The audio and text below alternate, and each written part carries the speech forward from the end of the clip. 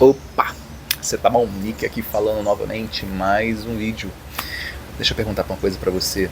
Você tem razão? Você é um cara de razão? Uma pessoa de razão? Um indivíduo de razão? Existem aqueles movimentos, né? Olha, fulano tem razão. Igual aquele movimento de uma pessoa que eu gosto muito, o Olavo de Carvalho, né? Considero meu professor. Afinal, muitas aulas foram realizadas ali. Não sei se eu seria o aluno dele, né? Mesmo porque ele mesmo comentava isso, né? Que ele não tinha alunos. E eu entendo hoje o posicionamento dele em relação a isso. Mas enfim, existiu aquele movimento por parte das pessoas que acompanhavam ele. Eu acho que não necessariamente ele concordava com isso. Era o que ele podia viver na época. Mas aquele movimento, o Olavo tem razão. Ele sabia que de algum jeito não era daquela forma, mesmo porque era o que ele fazia, era a filosofia dele, né? De algum jeito eu agradeço muito a Deus ter conhecido esse homem, pelo seguinte motivo: ele me apresentou uma forma de pensar que eu não conhecia, que envolve muito o tal do método filosófico, inclusive é um dos cursos qual ele ofereceu. Mas olha que interessante, quando a gente fala sobre razão, saindo um pouco do assunto do Olavo, mas quando a gente fala sobre razão, a gente está falando de ratio, né? Que é essa razão, essa proporção. Então quando você tem o entendimento de alguma coisa, de fato ali você tem uma razão, sabe? Então vamos supor que você vai lá e você sabe o que é uma jaca. O que é uma jaca para você? Possivelmente porque você conhece aquele signo, a jaca. A que ele se refere? Você conhece então um significante, né? E você vai definir a jaca de algum jeito, né? Então vão existir diversas formas de você descrever uma jaca. Isso aí seria o significado. Isso aí forma o tal do ratio, que seria essa proporção, essa forma de você entender de fato como aquela coisa é segundo a sua experiência, né? Então nenhuma razão eu posso assim falar que ela é completa per si. Ou seja, sempre como depende de algum jeito da experiência de um indivíduo, mas só que aquele indivíduo ele não faz parte do todo, ele é apenas uma parte desse todo, né? O que eu quero dizer, ele não é o todo em si, ele apenas faz parte. A descrição que ele tem sobre algo, aquele significado que ele tem de algo, necessariamente é circular a ele mesmo. Corresponde à verdade de alguma forma, se ele estiver fazendo de uma forma sincera, uma forma honesta, mas não quer dizer que aquela descrição ela é única. Ela é uma das descrições sobre um assunto, sobre um tema, sobre um objeto.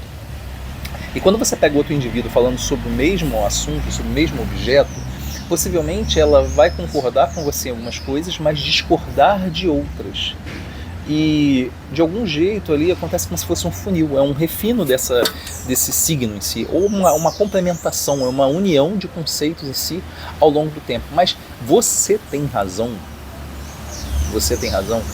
todo mundo tem razão. Então quando você fala assim, fulano tem razão, ele vai ter razão, você também tem. Então quando a gente analisa com esse olhar, você traz de novo o aspecto da individualidade, não fazendo com que somente um tenha razão, mas você também tenha. Porque quando falam assim, olha, fulano tem razão, e foi justamente o movimento que eu discordo de algum jeito, que trouxeram pro Olavo, e não somente eles, mas, cara, observa isso numa família em si. Numa família em si, acontece muitas vezes que o pai ou a mãe, eles são aqueles indivíduos que naquela circunstância são considerados como se tivessem razão, mas será que realmente tem?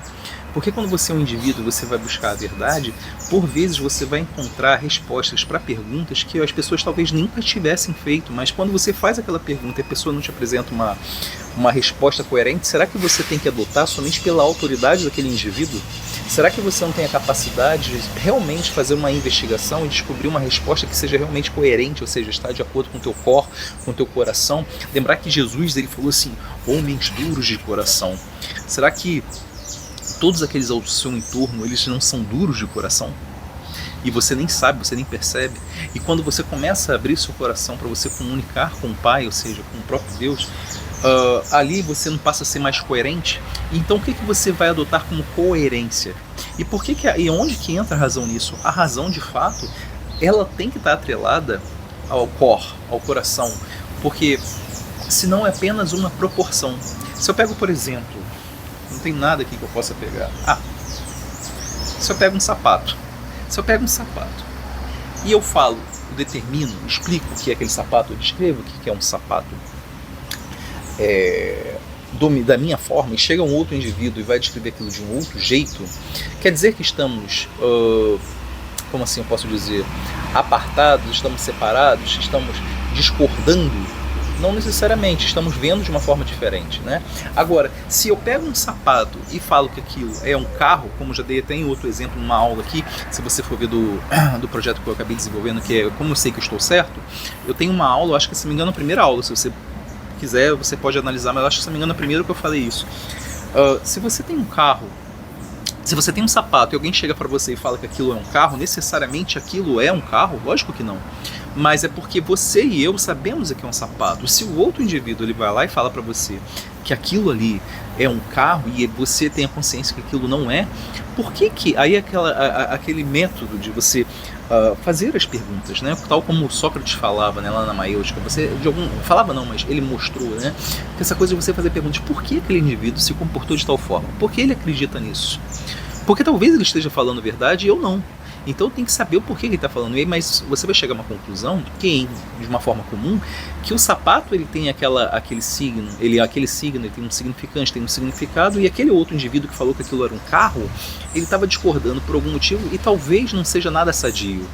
Talvez seja uma forma dele observar aquele objeto que tenham enganado ele, ou ele mesmo está se enganando, ou ele está de sacanagem com a tua cara. Então, fulano tem razão. Quando a gente fala desse ratio, dessa proporção, a gente sempre vai ter que se questionar se de fato o coração está envolvido. E a única forma de você fazer isso é tal como Jesus nos falava. Ele fala, buscai a verdade e ela vos libertará. Cara, observa o teu entorno, a quantidade de informação que chega hoje, diferente do passado. Cara, por exemplo, eu tenho lá a minha biblioteca. Ela tem muita informação ali. Eu não consumi todas aquelas informações, vou consumindo gradualmente. Espero que ao longo da minha existência eu consiga consumir todo aquele conjunto de livros, né? E na realidade processar e tentar fazer com que eu me aproxime o máximo possível da verdade a partir da ótica de outras pessoas, né?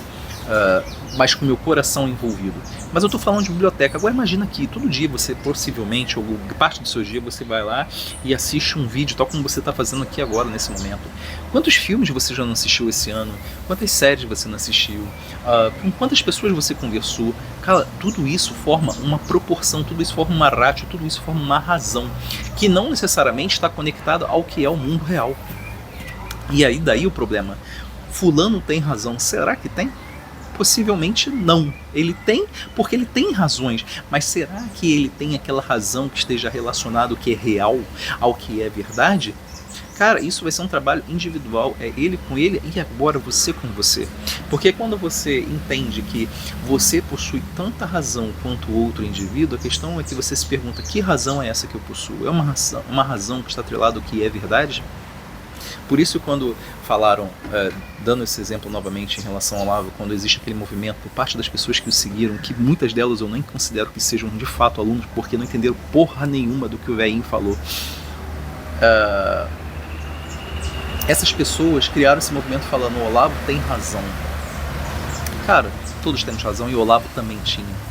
Agora, algumas razões dele eram mais elaboradas, eram razões fodas, que eu tenho que bater palma, porque muitas vezes ali eu observo que ele foi utilizado como uma ferramenta do Pai, através do Espírito Santo, para trazer observações, fazer observações que de fato muitos indivíduos têm perdido ao longo do tempo. E eu fico assim de boca aberta a saber que isso aconteceu aqui no Brasil com um indivíduo que se movimentou por causa da verdade, ainda que muitas vezes cometesse alguns erros, porque ele era um ser humano imperfeito, tal como eu sou, tal como você é, mas o Espírito Santo agiu muitas vezes ali.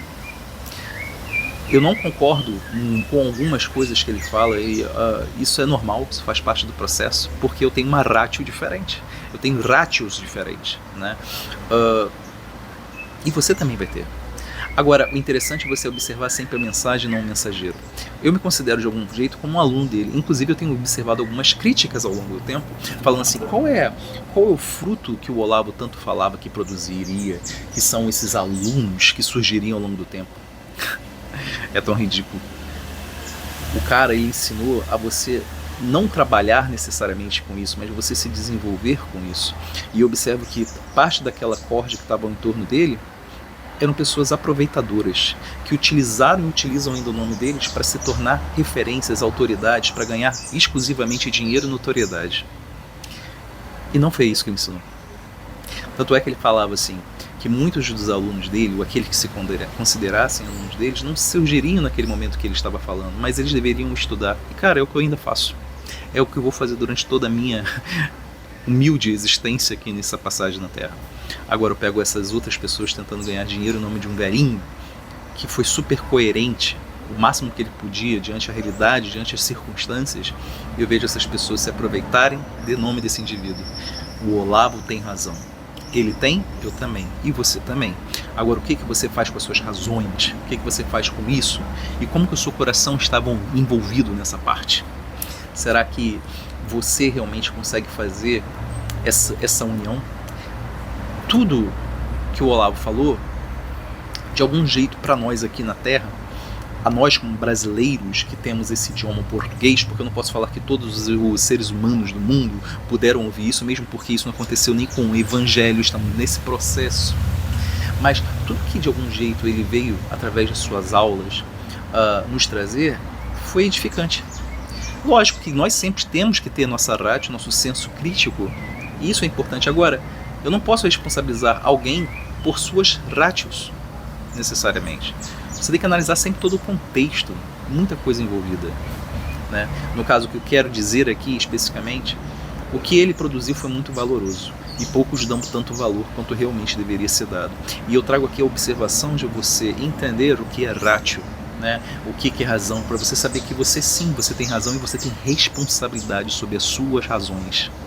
Você tem responsabilidade sobre cada coisa que realmente você acredita. Se você crê em alguma coisa, pode ter certeza que isso vai estar influenciando no seu processo, ou seja, nas suas ações, nos seus comportamentos e nos seus hábitos, ainda que você não entenda como isso acontece. Mas acontece. Você tem uma ratio, você tem razão, eu também tenho razão, temos razões, mas você tem coração? E eu não estou falando coração físico, você sabe usar seu coração nesse aspecto metafísico do ser, nesse mundo invisível, tal como Jesus de algum jeito nos revela? Porque a única forma de nós nos aproximarmos de Deus é através do que Jesus nos falou, né? Eu sou o caminho, a verdade, a vida, ninguém vem ao Pai senão por mim. E se ele demonstra que a comunicação dele para com o próprio Deus foi usando o coração, e mencionando que aqueles outros homens ali, aqueles indivíduos que justamente o crucificaram, eles representam o coração duro. Como é que está seu coração nesse momento? Entenda, conhecimento, quer dizer, conheça, né? Ouça aqueles que podem ouvir, vejam os que podem ver. Conhecimento não tem a ver com entendimento. Entendimento que você faz per si, somente por você, é uma conclusão, um ratio exclusivamente seu. Agora, aquele ratio associado, aquele pensamento, aquele logos associado ao que você construiu, porque foi uma permissão, não somente sua, mas uma permissão divina de você conhecer, ou seja, você tem um conhecimento, conhecer, é de conjunto, um entendimento em conjunto para com o próprio Pai. Isso não é para todos. Isso é para aqueles que buscam a verdade. Será que você tem buscado a verdade? Será que aquele teu ratio está associado ao seu coração, ou seja, essa comunicação que você deve realmente fazer junto ao Pai? Não sei, é uma coisa, uma busca sua. Mas é interessante trazer essa observação aqui para você. Se você gostou, não esqueça de curtir, gostaria de saber seu comentário, caminha comigo nesse canal. Até a próxima.